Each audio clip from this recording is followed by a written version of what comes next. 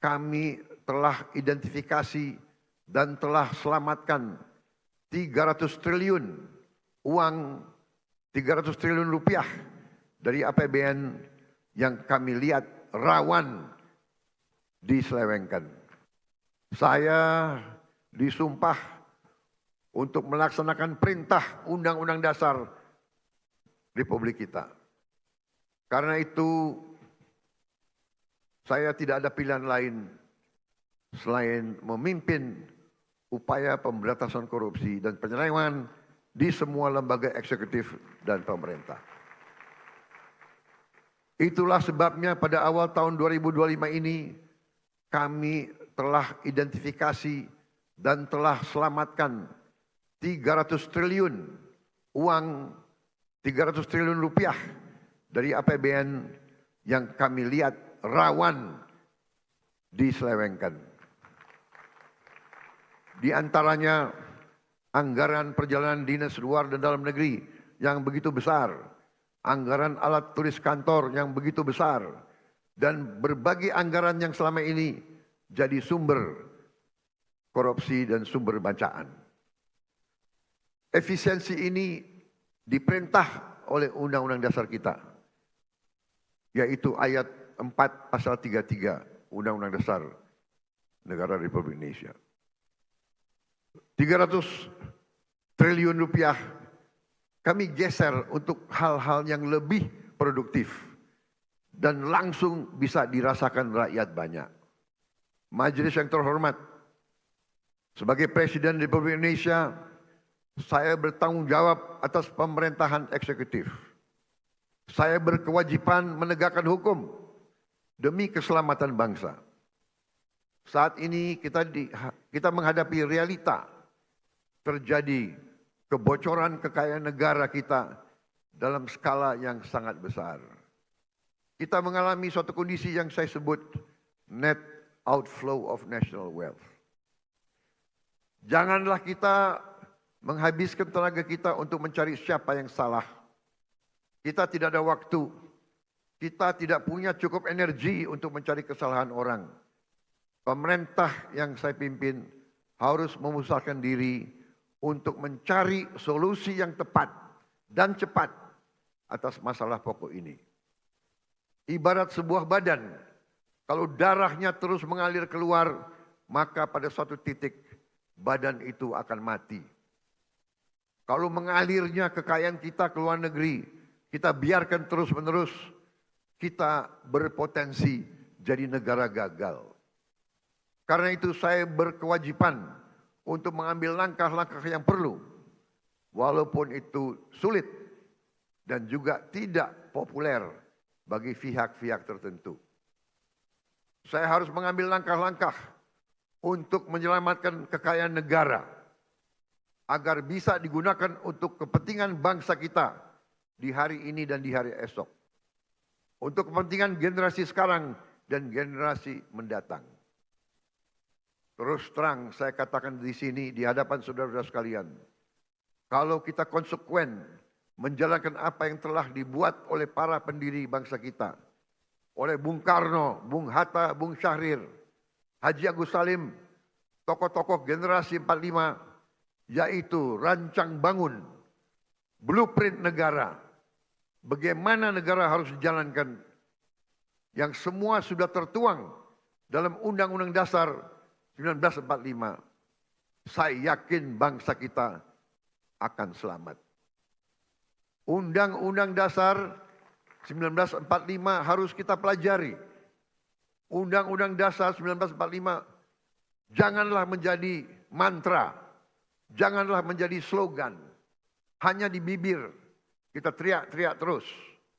Undang-Undang Dasar 1945 adalah rancang bangun yang relevan, rancang bangun yang ampuh, rancang bangun yang nyata, dan rancang bangun yang operasional untuk kita gunakan. Saya melihat ada kecenderungan dari sebagian kaum elit Indonesia, sebagian orang-orang yang memandang dirinya paling pinter di Republik ini, Mereka memandang bahwa pemikiran Bung Karno, pemikiran Bung Hatta, pemikiran generasi 45 tidak relevan lagi di zaman sekarang. Sudah kuno, sudah lawas untuk menghadapi tantangan abad ke-21. Menurut hemat saya, pemikiran tersebut adalah keliru. Generasi 45, generasinya Bung Karno, Bung Hatta, Syahrir, semua tokoh-tokoh itu adalah generasi yang mengalami penjajahan. Mereka mengalami imperialisme. Mereka sadar dan mereka merasakan, melihat bahwa kekayaan Indonesia diangkut ratusan tahun keluar dari Nusantara ini. Karena itu mereka menyusun rancang bangun. Mereka buat dokumen yang tidak terlalu panjang, tapi sangat eksplisit menjelaskan bagaimana kita harus laksanakan ekonomi kita dan demokrasi kita. Saya berkeyakinan apabila kita jalankan rancang bangun yang sudah dibuat oleh para pendahulu kita, kita akan jadi negara yang kuat. Saudara-saudara sekalian, kekuatan suatu negara terletak bagaimana negara itu bisa menguasai dan mengelola kekayaan. Karena itu kita harus berani koreksi apabila kita telah mengambil langkah yang keliru. Sungguh aneh negara dengan produksi kelapa sawit terbesar di dunia pernah mengalami kelangkaan minyak goreng. Ini aneh sekali. Tidak masuk di akal sehat.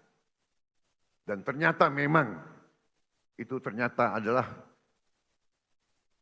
permainan manipulasi yang tadi sudah disinggung oleh Ketua DPR yang saya beri nama Serakah Nomex.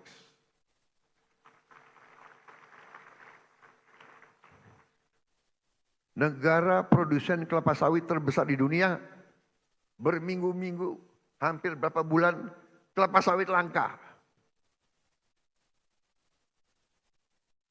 Saudara, juga sungguh aneh.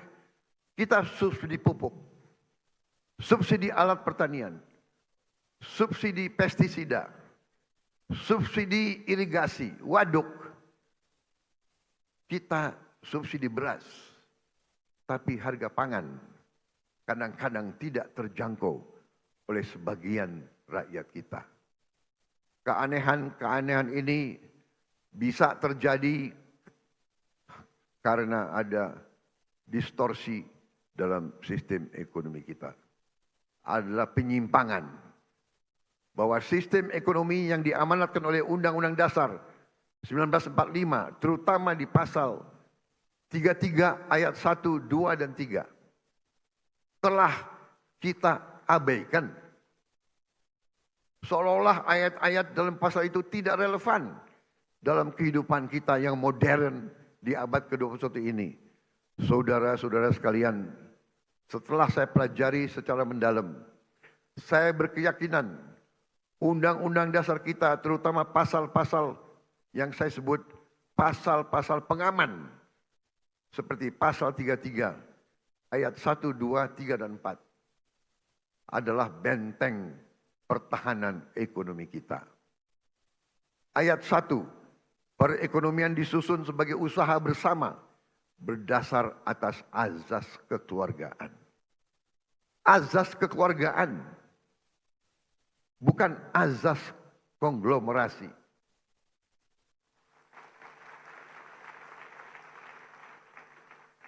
Cabang-cabang produksi yang penting bagi negara dan yang menguasai hajat hidup orang banyak dikuasai oleh negara. Saudara-saudara sekalian, saya ingin bertanya, apakah beras itu penting bagi negara atau tidak? Menguasai atau tidak hajat hidup orang banyak? Apakah penggilingan padi itu penting bagi negara?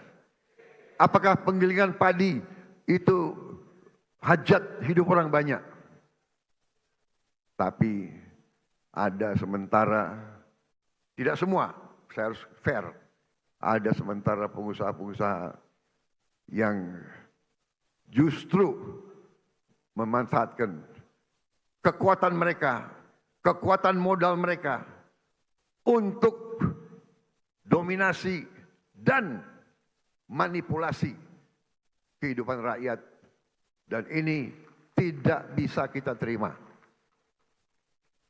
Ayat 3, bumi dan air dan kekayaan alam yang terkandung di dalamnya dikuasai oleh negara dan dipergunakan untuk sebesar-besar kemakmuran rakyat. Saudara-saudara, ayat 4. Perekonomian nasional diselenggarakan berdasar atas demokrasi ekonomi dengan prinsip kebersamaan, efisiensi, berkeadilan. Jadi efisiensi ini perintah Undang-Undang Dasar. Tapi ada yang demo lawan efisiensi. Berwawasan lingkungan, kemandirian, serta dengan menjaga keseimbangan kemajuan dan kesatuan ekonomi nasional. Saudara-saudara, ketika kita tidak konsekuen menjalankan undang-undang dasar kita, terjadilah distorsi ekonomi. Terjadilah pemerataan ekonomi yang tidak cepat, di mana yang menikmati pertumbuhan ekonomi kita hanya segelintir orang saja. Terjadilah kondisi di mana pertumbuhan ekonomi rata-rata 5% selama 7 tahun terakhir tidak tercermin dalam kondisi nyata rakyat Indonesia. Masih terlalu banyak anak-anak yang kelaparan, petani dan nelayan yang kesulitan menjual hasil panennya, rakyat yang belum memiliki rumah layak huni, guru yang belum dihargai, serta keluarga yang tak sanggup berobat karena biaya atau karena tidak ada fasilitas kesehatan di daerahnya.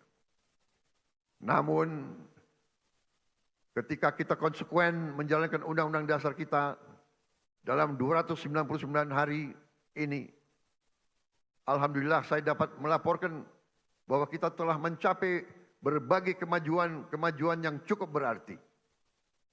Di tengah konflik politik, konflik ekonomi secara global, perang dagang, perang tarif, ekonomi Indonesia masih berhasil tumbuh di atas 5%. Tumbuh dalam 5,12%. Dan para pakar yakin bahwa ini akan semakin meningkat di saat-saatnya akan mendatang. Di tengah dunia yang penuh gonjang-ganjing, realisasi investasi kita semester pertama 2025 telah mencapai 942 triliun, naik 13,6% dari tahun lalu. Telah mencapai target APBN 2025 sebelum tahun 2025 berhasil. Dan berhasil menyerap tenaga kerja Indonesia 1.200.000 orang. Ketika ada sesuatu yang tidak benar, kita suarakan. Ya bagaimana semua terangin dia sedungu ini? Ini manusia pecundang yang sangat merugikan bangsa kita ini. Saatnya jadi member eksklusif di channel YouTube Official ID. Tantang lagi para tambah sumpah di atas Al-Quran. Dia pengen masuk TV. Konten-konten premium yang tidak tayang di TV. Live interaction. Halo pemirsa iNews, ini baru selesai. Emoji dan badge spesial. Reakses konten pilihan. Klik YouTube Official iNews. Join member hanya Rp10.000 per bulan.